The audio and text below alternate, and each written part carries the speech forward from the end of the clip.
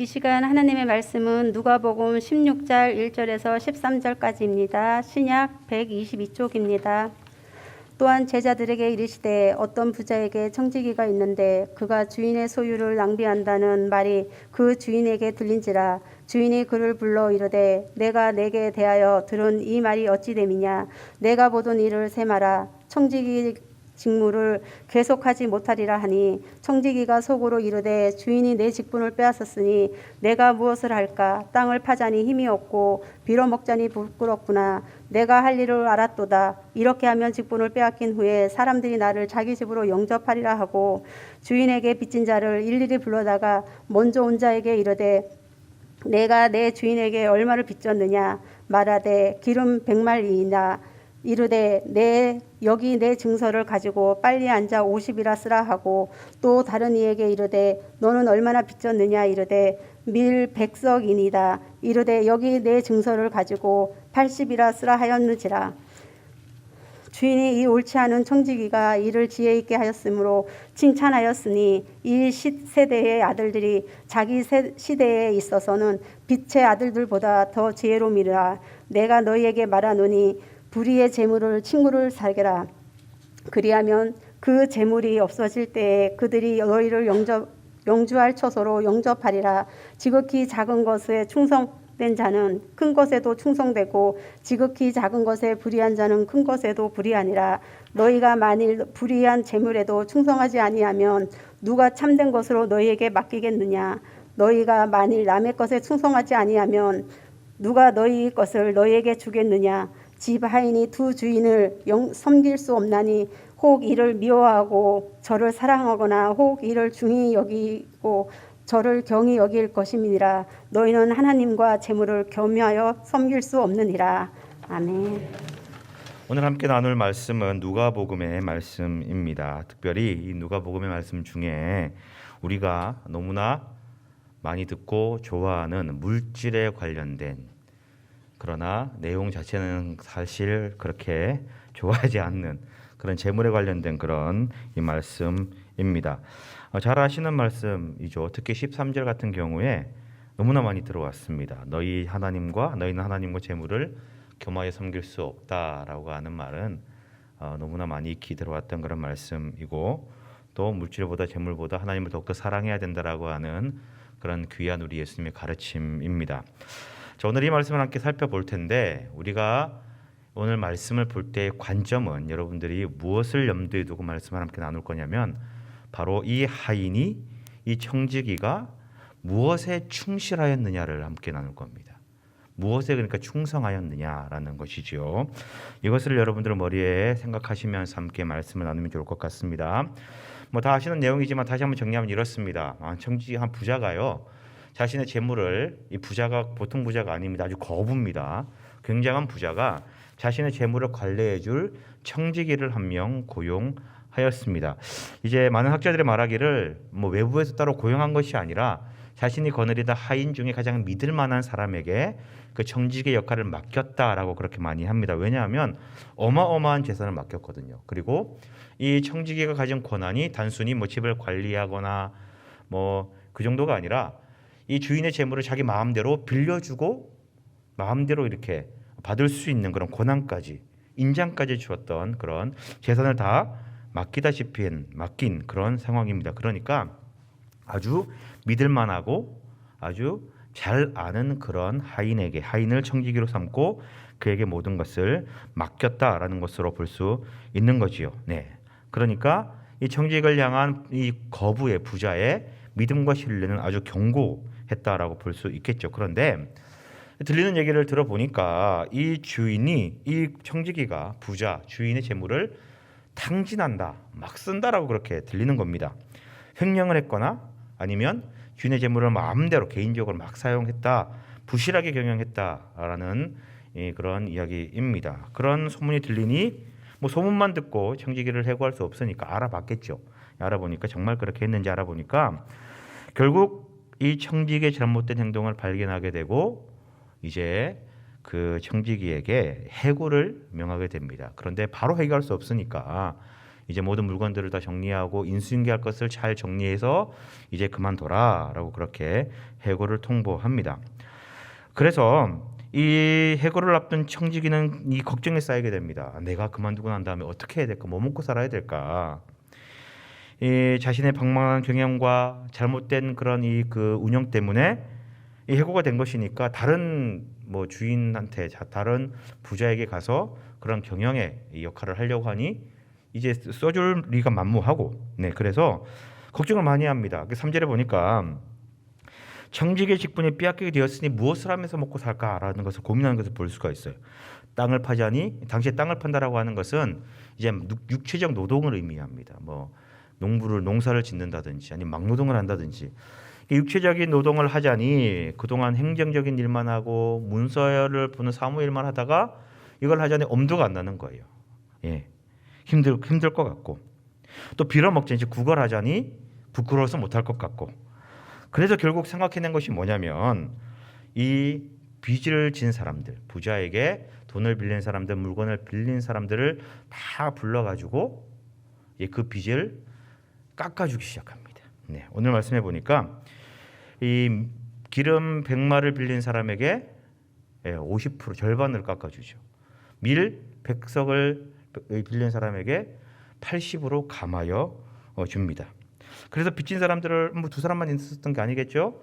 차례로 불러가지고 모든 사람들에게 다 그렇게 빚을 줄여주게 됩니다. 대충 계산해 보면 이제 밀 100말, 100석이라고 되어 있는데 100말이라고 되어 있는데 약 100에이커에서 재배할 수 있는 양이래요. 100에이커라고 하니까 뭐 감이 잘 안 오잖아요. 그러니까 평수로 따지면 12만 2,417평. 뭐 알고 그러시는 거죠? 나는 이게 12만 평 하기 하니까 감이 안 오더라고요. 그래서 얼만큼 크지라고 해보니까 축구장 57개 정도에 되는 크기랍니다. 엄청 크죠. 거기서 나오는 양이 이 그 밀 100석 100말이라고 합니다. 근데 따져보니까 약 27,500kg.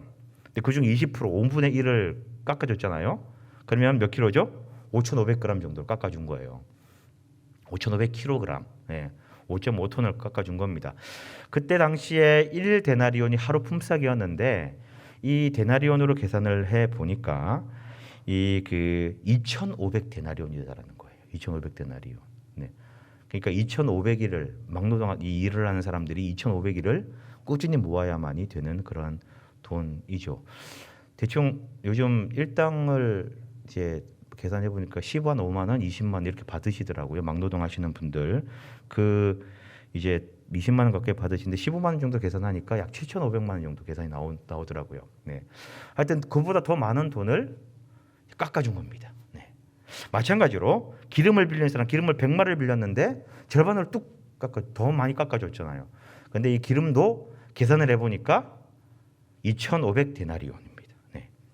그러니까 빚진 모든 사람들에게 약 2,500데나리온에 해당하는 빚을 다 감해준 거예요. 네. 다 감해줬습니다. 네. 동일한 금액으로 깎아줬다라는 게 중요합니다. 셈을 잘해가지고 계산을 잘해가지고 전부 다 이 2,500데나리온 정도 되는 동일한 금액을 모든 빚진 사람들에게 다 증서를 다시 써가지고 다 감하여 주었습니다. 그러니까 어떻습니까? 누구는 많이 깎아줬네, 누구는 적게 깎아줬네. 서로 비교할 필요가 없는 거죠. 모든 사람들에게 빚진 자들에게 동일한 금액을 깎아줬으니까 이제 분쟁의 요소를 하나 제거한 겁니다. 네. 불만을 최대한 없애도록 그렇게 머리를 짜낸 것이지요. 자, 이렇게 하고 난 다음에 이 소식을 들은 이 주인이요 뜻밖의 반응을 합니다. 뭐라고 이야기를 하느냐? 8절에 보니까 이를 지혜롭게 잘하였으므로 칭찬했다라고 그렇게 오늘 말씀에 나와 있습니다. 그리고 청지기에 대한 이야기는 이걸로 끝입니다. 8절까지가 청지기에 대한 이야기입니다. 자, 여러분 오해하지 말아야 될 게 뭐냐면 청지기에 대한 이야기가 13절까지라고 생각을 하시는데 비유는 8절까지가 끝이고요. 그 이후부터는 예수님이 이 비유를 하신 이유에 대한 것을 설명하는 겁니다. 자, 한번 따져볼까요? 이 주인이 청지기를 향하여서 참 지혜롭게 일을 잘했다라고 칭찬을 했는데 우리가 잘못 알고 있는 두 가지 오해가 있어요. 자, 첫 번째는 이 불의한 청지기가 일처리를 잘했다고 칭찬받았으니까 그의 잘못이 사해졌을까요? 안 사해졌을까요?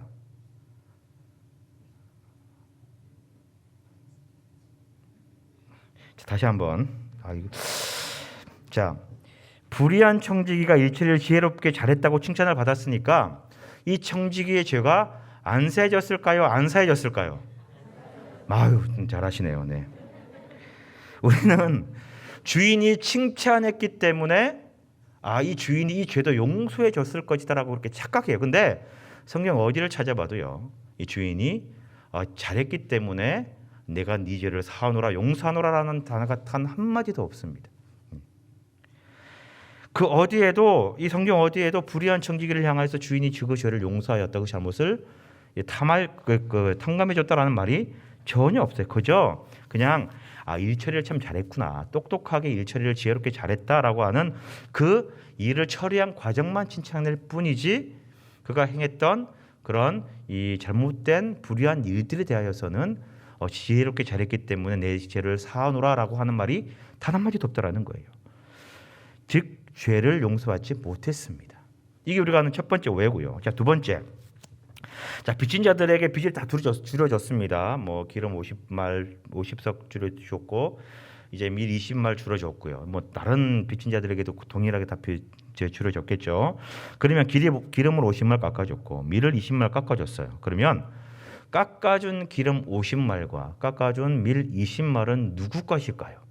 1번 청지기, 2번 빚진 자, 3번 주인.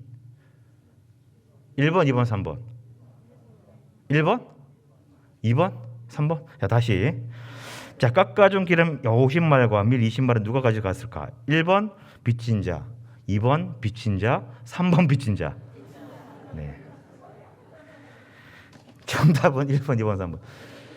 깎아준 만큼의 금액은요, 청지기가 갖고 간 게 아니에요. 왜? 자, 보십시오. 증서를 가지고 와가지고 다시 썼습니다. 계약서가 원본입니까? 사본입니까? 원본이 되는 거예요. 그죠? 이해되십니까? 무슨 말인지? 제가 100만 원을 우리 김홍봉 목사님께 빌렸습니다. 실제로 안 빌렸어요. 근데 예를 들어서. 근데 증서상으로는 50만 원 빌렸다 치고 제가 100만 원을 받았어요. 그럼 얼마를 갚아야 돼요? 50만 원 갚으면 돼요. 법적으로. 그죠? 자, 지금 이 청지기가 행했던 일이 그거예요. 문서상 정확하게 이제 실제로 빌려준 금액보다 더 적은 금액으로 계약서를 작성을 하여서 이 주인에게 내놓는 겁니다. 그러면 이 빚진 사람은 계약서 상대로 계약서에 표기된 대로만 갚으면 되는 거예요. 근데 어떻게 합니까? 친필로 썼다 그랬죠. 빚진 자들이.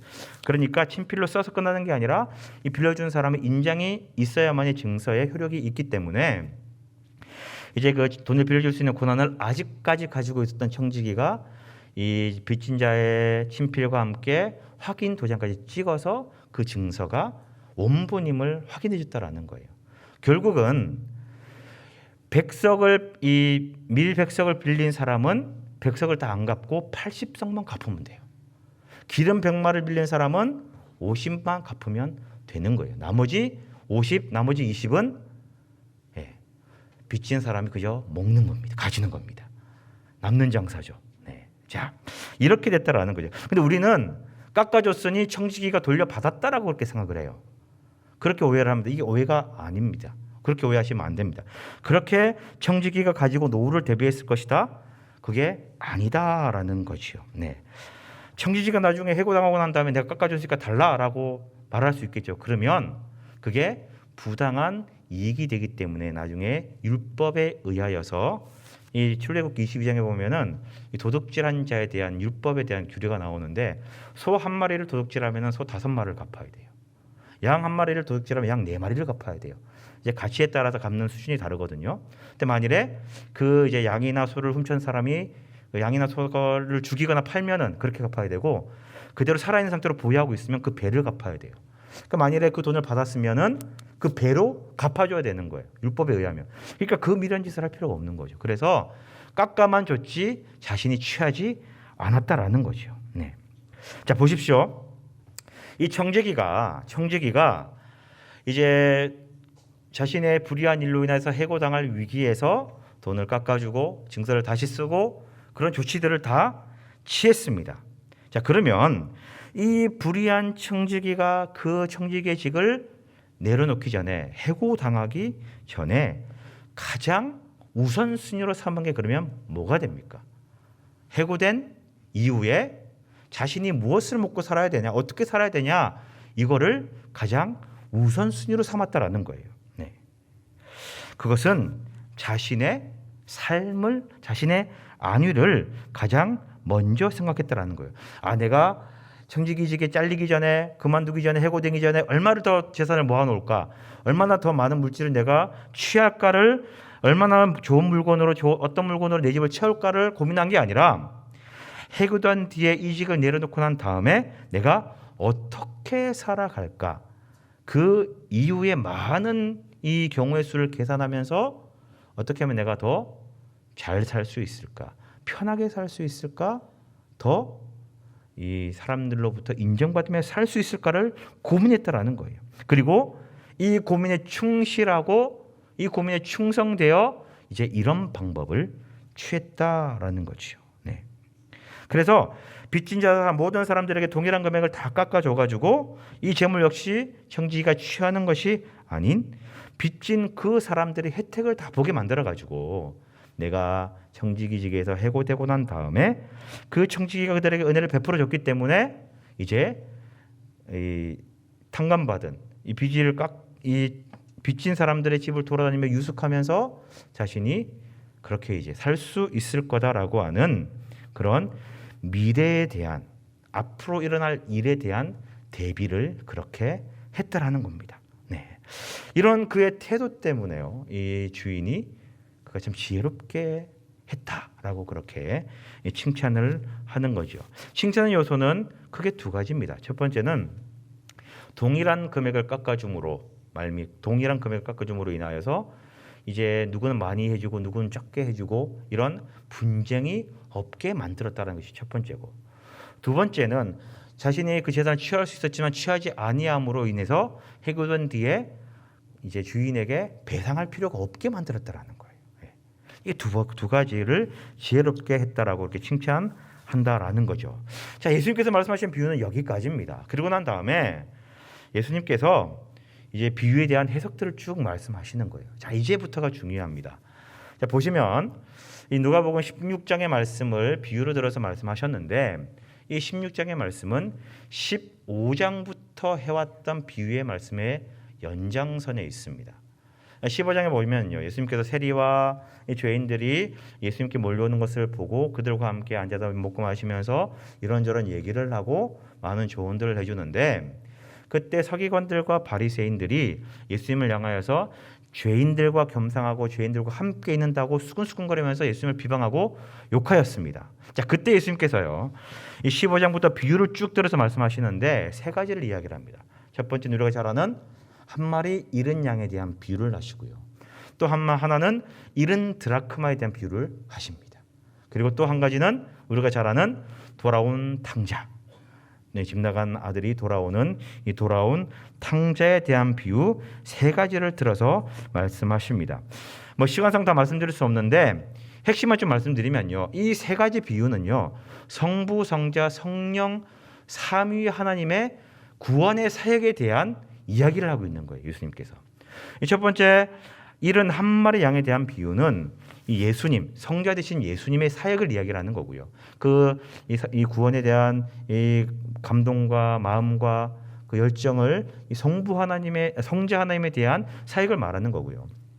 그리고 그 잃은 드라크마에 대한 비유는 성령님의 사역에 대한 비유입니다.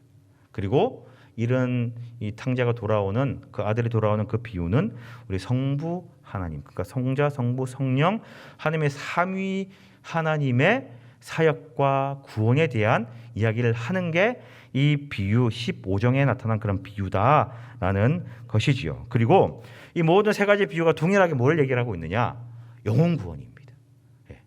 영생에 대한 얘기를 하고 있고, 영혼을 구원하는 잃은 양, 잃은 이 죄인들을 찾는 하나님의 영혼에 대한 구원을 이야기하고 있다라는 거죠. 그러면서 오늘 읽은 16절 처음에 뭐라고 이야기하느냐? 또한 제자들에게 이르시되라고 되어 있잖아요. 그러니까 예수님께서 16장의 이 청지기 비유를 불의한 청지기 비유를 하는 대상도 변함이 없고요. 상황도 변함이 없고 같은 맥락에서 똑같은 내용으로 비유를 들어 말씀하셨다라는 거예요. 그러니 결국 이 불의한 청지기에 대한 비유의 말씀은 즉 영원 구원에 대한 말씀이다라는 거예요. 자, 이걸 아셔야 됩니다.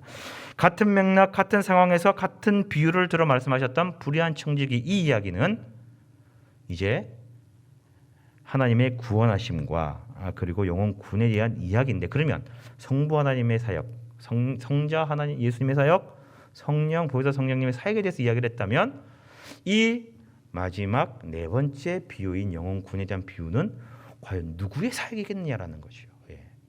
그것은요, 하나님의 사역과 함께 우리 구원의 대상이 되는 우리들이 해야 될 일을 이야기하고 있는 거예요.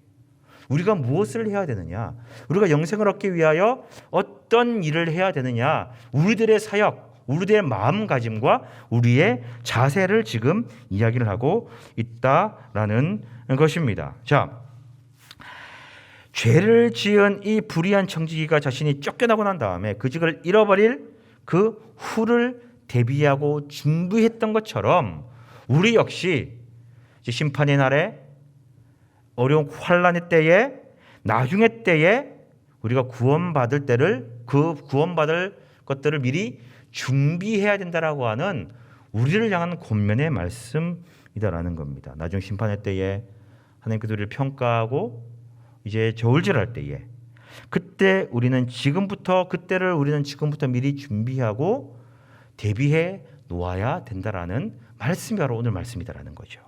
그래서 말씀하시기를요, 비유를 다 말씀하시고 난 다음에 9절에 이렇게 말씀하십니다. 자, 9절의 말씀이 중요하니까 같이 한번 읽습니다. 9절 시작. 내가 너희에게 말하노니 불의의 제물로 친구를 사귀라. 그리하면 그 제물이 없어질 때에 그들이 너희를 영주할 처소로 영접하니라. 자, 말씀을 잠깐 보시면요, 너희에게 말하노니 불의한 제물로 친구를 사귀라라고 그렇게 되어 있습니다. 그래, 이 불의한 제물로 친구를 사귀라라고 이야기를 하니까 돈 벌 때 막 죄도 짓고 악한 일도 해가면서 그냥 무조건 돈만 벌면 돼 이렇게 생각하시는 분들이 계신데 이 뜻이 그 뜻이 아니에요. 이 불의하다라고 하는 이 아디키아스라고 하는 단어는 세속적인이라는 뜻입니다. 물론 불의한, 부도덕한 그런 의미가 있는데 이게 정확한 의미는요, 불의가 잠재되어 있는 이라는 뜻이에요. 부도덕할 가능성이 있는 그런 의미입니다. 그러니까 이 신학적으로 이 말의 의미가 뭐냐면 이런 거죠. 자, 우리 인간을 향하여서 우리는 죄인이라고 이야기를 합니다. 자, 그러면 갓 태어난 아기, 죄를 짓지 않은 그 아기는 죄인일까요, 아닐까요? 아니에요. 죄인이에요, 죄인이에요? 죄인입니다. 왜요? 원죄, 죄성을 가지고 태어났기 때문에 그래요. 원죄가 우리들에게 흘러가기 때문에 그렇습니다. 그래서 우리 모든 인간은 다 죄인이고 죄를 지을 가능성이 항상 있고 또 죄를 지으며 살아간다라고 해서 모든 사람은 죄인이다라고 그렇게 이야기를 합니다. 마찬가지로 그 죄인인 우리가 물질을 모으고 보관하고 사용하니 재물 역시도 불이할 가능성이 아주 많다라는 뜻이에요. 그래서 모든 재물에 대해서 세속적이다라는 표현을 쓰는 겁니다. 그래서 불의한 재물이라는 표현을 쓰는 거예요. 자, 칼이 있습니다. 칼이 있는데 이 칼을요, 요리사가 쓰면 뭐가 됩니까? 조리 도구가 돼요. 요리 도구가 됩니다. 살인자가 쓰면 뭐가 돼요?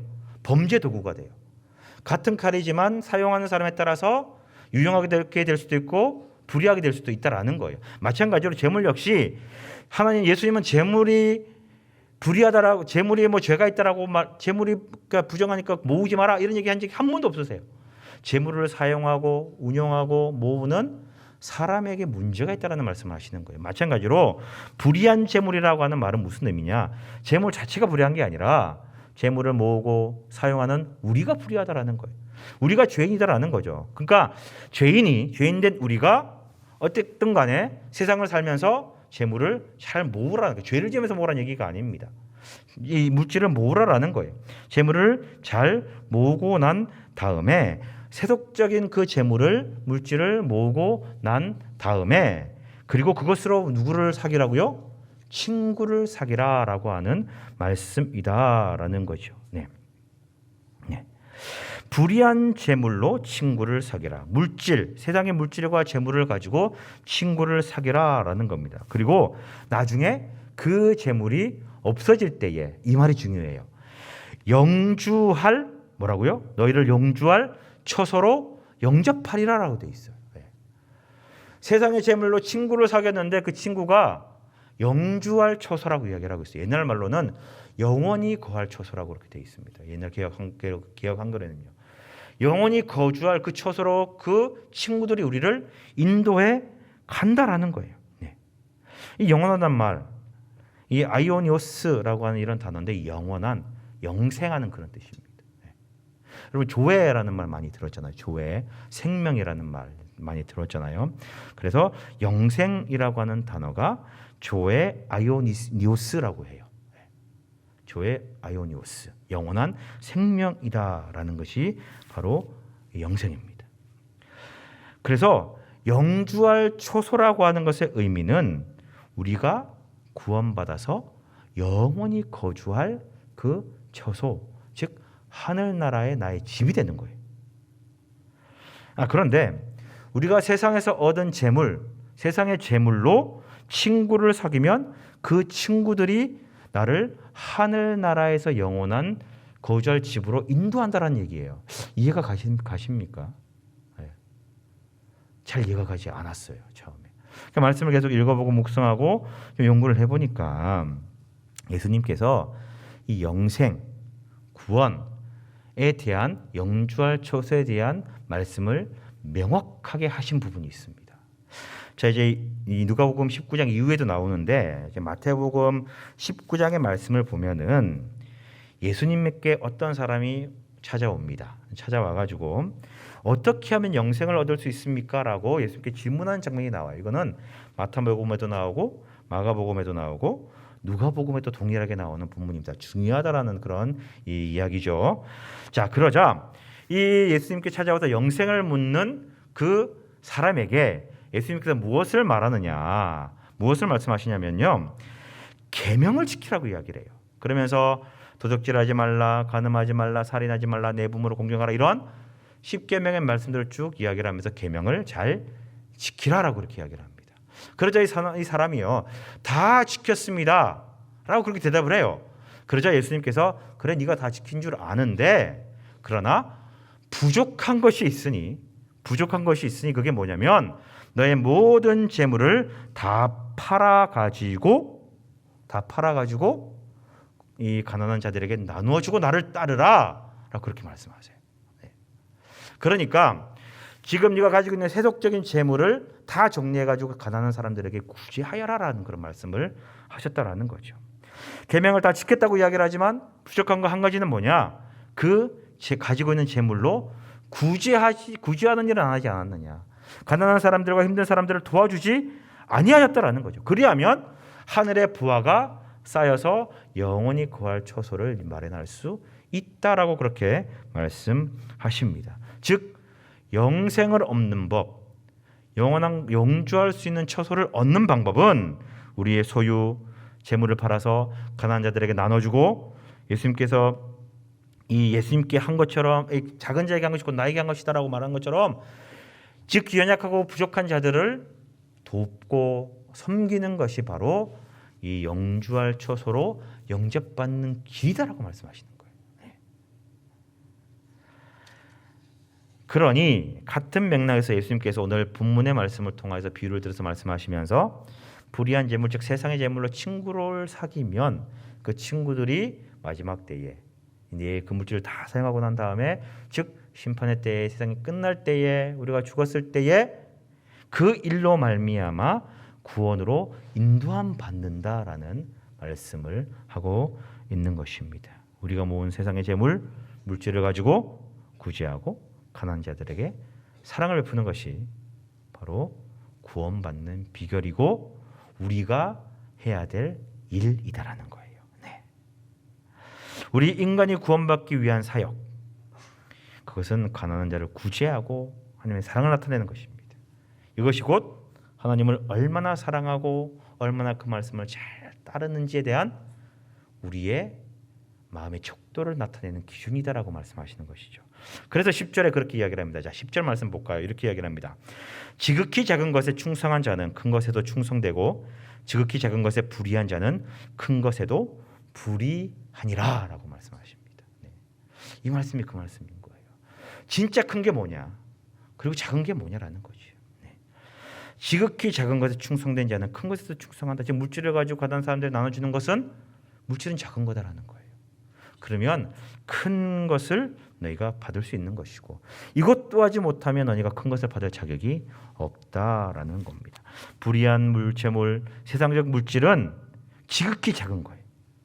이 작은 것을 얻기 위해 충성하고 열심히 하는 사람은, 그리고 그것을 잘 사용하는 사람은 하늘나라를 얻는 일에도 충성할 수 있다는 거예요.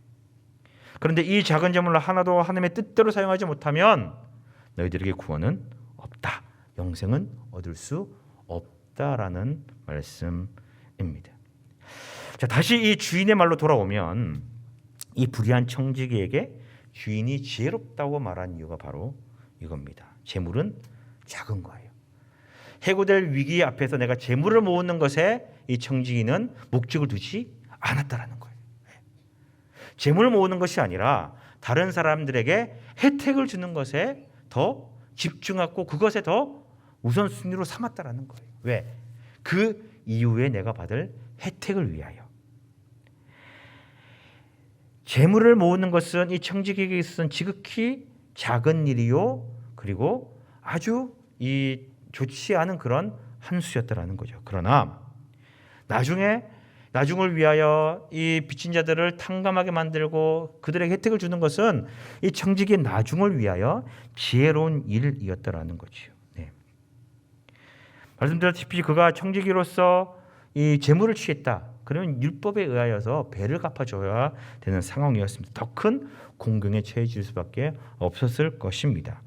그래서 청지기가 생각해낸 방법이 모든 사람들에게 공평하게 혜택을 주고 내가 나중에 회복이 되고 난 다음에 이 사람들을 찾아다니면서 식객으로 가서 도움을 받으면서 그들에게 도움을 얻고자 하는 그런 이 생각이었다라는 거죠. 그래서 지혜롭다라고 그렇게 말하는 것입니다. 물질이 다가 아니라 이것은 앞으로 있을 일에 아주 작은 거다라고 하는 그런 분별력이 그에게 있었다라는 것이지요. 자, 이거를 잘 아셔야 됩니다, 여러분. 자, 보세요. 진짜 중요한 것이 무엇인가? 진짜 중요한 거. 청지기가 진짜 충성하고 충실하게 한 것이 과연 무엇인가? 그는 위기의 때를 대비하고 있는 거예요. 해고된 이유를 준비하고 있는 겁니다. 해고된 이후에 자신에게 닥칠 어려움을 미리 예상하고 그것을 대비하는 거예요. 그래서 예수님께서 이 비유에서 말씀하신 것이 바로 그겁니다. 우리가 구원받기 위하여, 우리의 영혼이 구원받기 위해 우리가 해야 될 일은 심판의 때를 미리 준비하는 거예요. 영생을 얻을 수 있도록 하늘의 상급 부활을 미리 준비하는 거예요. 말씀처럼 영주할 처소로 영접할 사람들을 사귀는 겁니다. 돈을 모으는 게 아니에요. 많은 소유를 가지는 것이 아닙니다. 좋은 것을 가지는 것이 다가올 때를 준비한 일이 아니라는 거예요.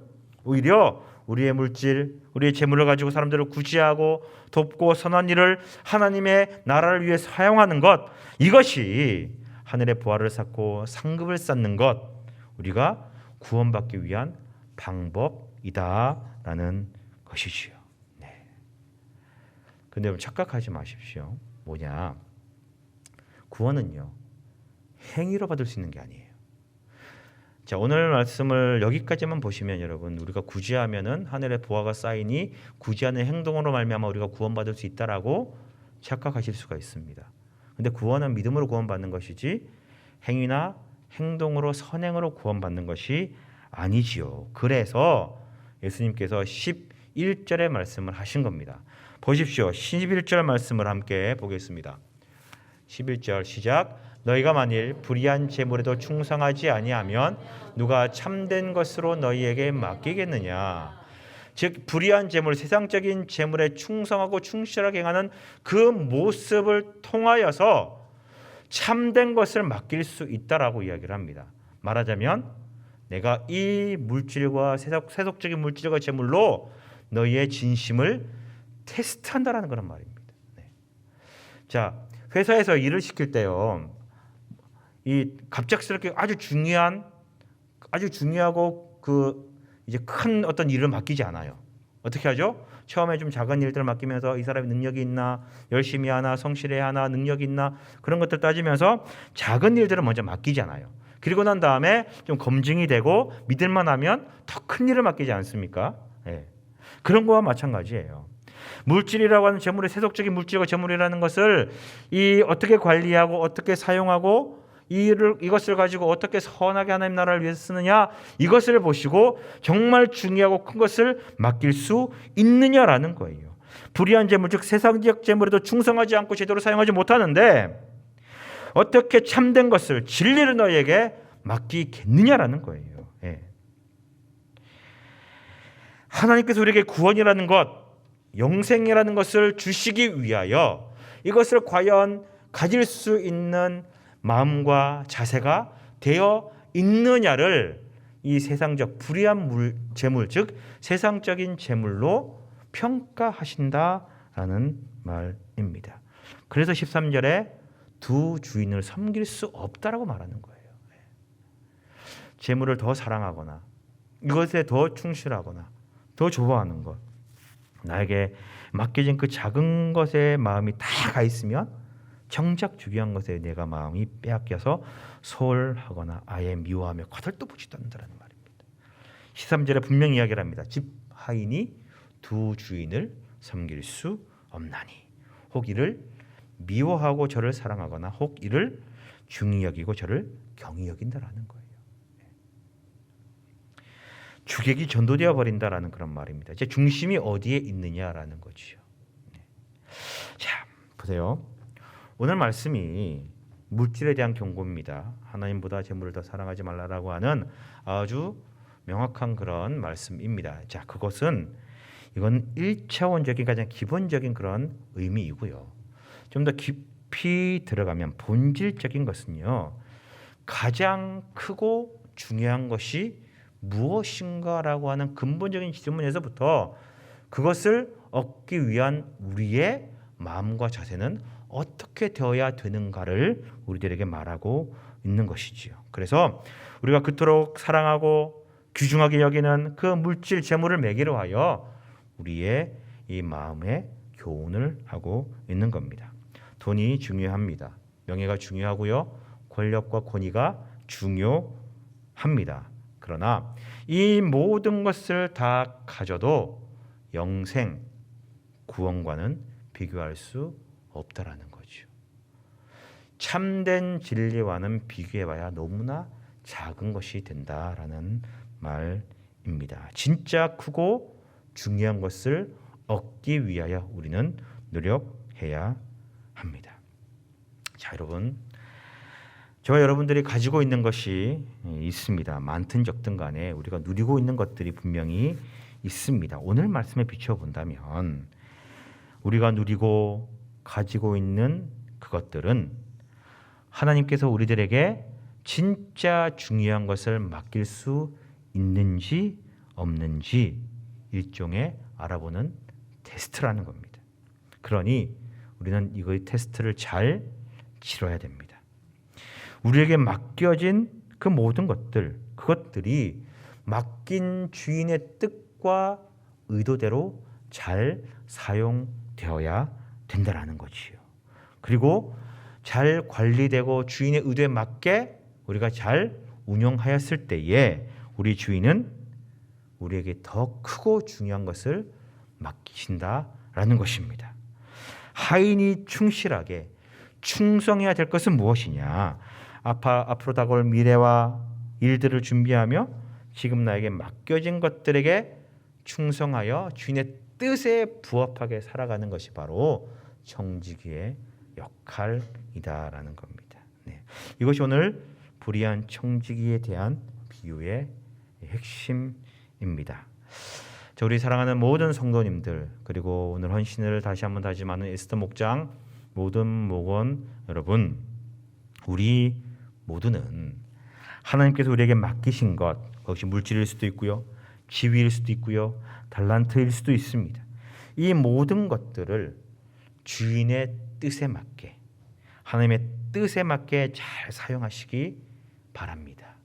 그것이 하늘의 부활을 쌓고 영원히 거주할 처소를 준비하는 일이 될 것입니다. 그렇게 우리가 구원을 위하여 해야 될 일을 성실히 감당함으로 가장 크고 중요한 영생과 구원을 반드시 얻는 우리 모두가 되시기를 주님의 이름으로 간절히 축원드립니다. 기도하겠습니다.